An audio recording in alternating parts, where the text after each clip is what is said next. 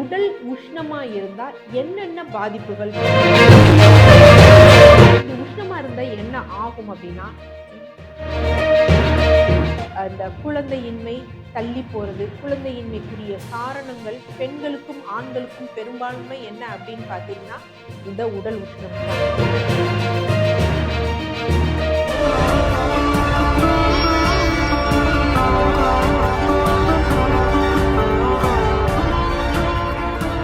DCH viewers அனைவருக்கும் வணக்கம். தொடர்ந்து நமது சேனலுக்கு அளித்து வரும் ஆதரவிற்கு மனமார்ந்த நன்றி. உடல் உஷ்ணமா இருந்தா என்னென்ன பாதிப்புகள் வரும் அப்படின்னு ஆக்சுவலா சில பேர்லாம் வந்து பாத்தீங்கன்னா ஒரு இடத்துல உட்காருவாங்க, உட்காந்துட்டு எந்திரிச்சிட்டு போயிட்டாங்கன்னா அந்த இடத்துல உட்கார்ந்தோம்னா நம்மளால உட்கார முடியாது, அவ்வளோ உஷ்ணமா இருக்கும். இல்ல சில பேர் பக்கத்துல போய் உட்கார்றோம் அப்படின்னா அவங்க அவங்க உடம்போட ஒட்டி கூட உட்கார்ந்துருக்க மாட்டோம், அருகாமையில தான் உட்கார்ந்துருப்போம். ஸோ அப்போ அருகாமையில் உட்காந்துருக்கப்பயே என்ன அப்படின்னு பார்த்தீங்கன்னா நம்ம அவங்க கிட்ட இருந்து ஒரு உஷ்ணம் வர்றதை வந்து நம்ம வந்து ஃபீல் பண்ணுவோம். இது கரெக்டா அப்படின்னா கிடையவே கிடையாது. ஸோ ஏன்னா நமது பாரம்பரிய மருத்துவ முறையில தான் உடலை வந்து சீரா வச்சுக்கணும் அப்படிங்கிறது, அந்த வெப்ப முறை சீரா வச்சுக்கணும் அப்படிங்கிறது. ஆக்சுவலா உள்ள நம்ம ப்ரொடியூஸ் பண்ற ஹீட்டும் வெளியில நம்ம இருக்க வெளியிற ஹீட்டும் பேலன்ஸ்டா இருக்கணும். இப்படி பேலன்ஸ்டா இல்லைனா தான் அதை தெர்மோ ரெகுலேஷன் ஹைப்போதலாமஸ் பண்ணும். இது சயின்டிஃபிக்கா இருக்கக்கூடிய ஒரு விஷயம் தான். சரி, இப்படி உஷ்ணமா இருந்தா என்ன ஆகும் அப்படின்னா, இன்று அந்த குழந்தையின்மை தள்ளி போறது, குழந்தையின்மைக்குரிய காரணங்கள் பெண்களுக்கும் ஆண்களுக்கும் பெரும்பான்மை என்ன அப்படின்னு பார்த்தீங்கன்னா, இந்த உடல் உஷ்ணம் தான். ஸோ உடல் உஷ்ணம் வர நிறைய காரணம் இருக்கு. தூக்கமின்மை, உணவு பழக்கம் வந்து சரி இருக்கிறது இல்ல, நிறைய துரித உணவுகள், அதிக காரமான உணவுகள், ஆடைகள்.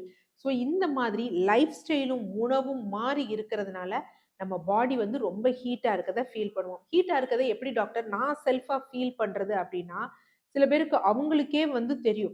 ஏதாவது ஒண்ணுதுன்னா பிடிச்சோம்னா நல்லா ஜில்லுன்னு இருந்தா நல்லா இருக்கும், ஒரு குளிர்ச்சியா நமக்கு தேவைப்படும். எங்கேயாவது இருந்தா தரைகள்ல ஜில்லுன்னு இருந்தா கால் வச்சா நல்லா இருக்கும் அப்படின்னு வந்து நமக்கு இது பண்ணுவோம். கண்கள்ல வந்து எரிச்சல் வர்றதை வந்து நம்ம வந்து ஃபீல் பண்ணுவோம். அது மாதிரி யூரின் பாஸ் பண்ணோம்னாலும் சூடா இருக்கிற மாதிரி, மோஷன் போன இடத்துலயும் ஒரு அனல் இருக்கிற மாதிரி வந்து ஃபீல் பண்ணுவோம். அந்த ஹீட் அப்படிங்கிறத நம்மளே வந்து ஃபீல் பண்ணுவோம். ஸோ இப்படி ஹீட் இருக்கு அப்படின்னா, இப்போ வந்து ஒரு உணவு வந்து சமைக்கிறோம். ஸோ அது நம்ம சிம்ல வச்சு சமைக்கிறோம், அதிக உஷ்ணம் வச்சு சமைக்கிறோம். ஸோ அப்ப அதிகமா வந்து உஷ்ணம் இருந்தது அப்படின்னா அது ரொம்ப வெந்துரும் சீக்கிரம். அப்ப நம்ம பாடி மெட்டபாலிசம் ரொம்ப ஃபாஸ்டா இருக்குது அப்படின்னா தான் நமக்கு என்ன ஆகும் அப்படின்னா உஷ்ணம் அதிகமாகும். ஸோ அப்படி அதிகமா இருந்துச்சுன்னா என்ன ஆகும்னா, நம்ம உடம்புல நிறைய ஃப்ரீ ரேடிக்கல்ஸ் இருக்கும், செல்கள் அதிகமாக டேமேஜ் ஆகும்.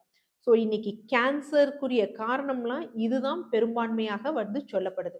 ஸோ அப்ப உஷ்ணம் அப்படிங்கிறது இருக்கக்கூடாது. அதே மாதிரி ஹைப்போதைராய்டு, தைராய்டு பேஷண்ட்ஸ் இவங்களுக்குலாம் பார்த்தீங்கன்னா அவங்களுக்கும் உஷ்ணம் அதிகமா இருக்கும். உஷ்ணம் உடம்புல இருந்தாலே பாடி இன்ஃப்ளமேஷன். இன்னைக்கு சொல்றோம் ஒபிசிட்டி, உடல் பருமன்னாலே இன்ஃப்ளமேஷன் தான் அப்படின்னு வந்து சொல்றோம். அப்ப அந்த இன்ஃப்ளமேஷன் இருக்கிறது தான் நமக்கு உடம்புல அதிகமா இதா இருக்கும். அதிக உடல் பருமன் இருந்தாலும் சூடா இருக்கும், ரொம்ப மெல்லிய தேகமா இருந்தாலும் என்ன அப்படின்னு பாத்தீங்கன்னா அவங்களுக்கு வந்து சூடா இருக்கும். இது விந்துக்கள், ஆண்களோட விந்துக்கெல்லாம் வந்து பாத்தீங்கன்னா அழிச்சிடும். பெண்களுக்கு கருமுட்டையை வந்து வளர விடாது. இந்த மாதிரி பல பிரச்சனை, முடி கொட்டுதல், ஸ்கின் வந்து ட்ரை ஆகுதல், இந்த மாதிரி நிறைய காரணங்கள் இருக்கு. ஸோ அப்ப இந்த உஷ்ணத்தை குறைக்கணும்னா என்ன ஃபாலோ பண்ணணும் அப்படின்னா, வாரம் 2 முறை எண்ணெய் தேய்த்து குளிக்கணும். அது நம்மளுடைய லைஃப் ஸ்டைல்ல, நம்மளுடைய டிராபிக்கல் கண்ட்ரீஸ்ல, வெப்பமண்டல நாடுல வந்து அது மேண்டேட்ரி. வெளிநாட்டுல இருந்து ஒரு வெள்ளையன் நீங்க வந்தாலும் அவங்களும் என்ன பண்றாங்க அப்படின்னா இந்த கிளைமேட்டுக்கு ஆயில் பாத் எடுத்துட்டு தான் போறாங்க. அதனால வாரம் 2 நாள் எண்ணெய் தேய்த்து குளிக்கணும். ஸோ எண்ணெய் தேய்த்து குளிக்கிறது என்னால முடியல அப்படின்னா வாரம் 1 நாளாவது எண்ணெய் தேய்த்து குளிக்கணும். அது ரொம்ப முக்கியம். அடுத்து தண்ணீர். இந்த வெப்பத்தை இது பண்ண நம்ம உடம்பு சிறுநீர், வியர்வை இந்த வழியா தான் வெளியேற்றும். அப்ப நல்லா தண்ணீர் குடிக்கணும், அது ரொம்ப முக்கியம். உடல் உஷ்ணமாக இருக்கிறவங்க காலையில 10 மணில இருந்து சாயந்தரம் 5 மணி வரை 1 மணி நேரத்திற்கு ஒரு முறை நல்லா வந்து ஒரு 200 ml வந்து தண்ணீர் குடிக்கணும். அது ரொம்ப முக்கியம். அடுத்து இளநீர் அப்படிங்கிறதெல்லாம் மற்றது. பட் தண்ணீர் அப்படிங்கிறது பிரைமரியா ரொம்ப முக்கியமான ஒரு விஷயம்.